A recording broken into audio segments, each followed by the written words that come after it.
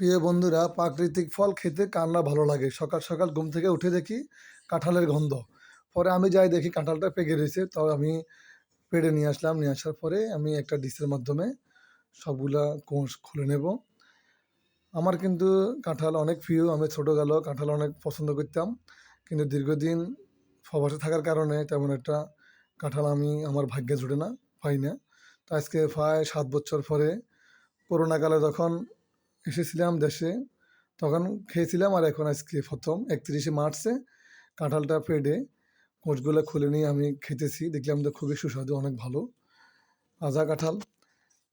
তো বিশেষ করে এই প্রাকৃতিক ফলটা আল্লাহ তাআলা যে আমার কিসমতে বাড়ায় রাখছেন, এটাই আমি আল্লাহর দরবারে শুকরিয়া আলহামদুলিল্লাহ প্রকাশ করি। তো এখনও কিন্তু কাঁঠালের সিজন আসে নাই, এখনও পাকার টাইমও হয় নাই, কিন্তু এটা একটু ক্ষত থাকার কারণে, ডসে খাওয়ার কারণে সে কাঁঠালটা একটু আগে পেকে গেছে। তো অনেকগুলা খোস হয়েছে আলহামদুলিল্লাহ, খেতে খুবই ভালো লাগলো। আমার ২ ছেলে খাইলো, আমার আম্মাও খাইছে, খুবই সুস্বাদু লাগলো। এই এবছরে ১ম এটা নতুন কাঁঠাল, কিন্তু এখনো এই কাঁঠাল পাকার মতো তেমন একটা বড় হয় নাই, কিন্তু এটা একটু আগে বড় হয়েছে বিধে এটা আগে পেকে গেছে।